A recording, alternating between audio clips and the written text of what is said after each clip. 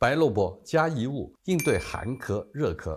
最近咳嗽的人越来越多，而如果你咳嗽分不清寒热，也不知道吃什么药，那么几块钱的白萝卜或许能帮到你。首先，如果咳嗽伴随着喉咙干哑、干咳、少痰，甚至没痰，那么这通常是燥咳，可以用白萝卜煮水加蜂蜜，帮助润燥止咳。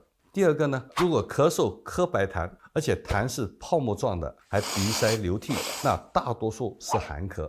这时候可以用白萝卜加生姜葱白煮水，帮助散寒止咳。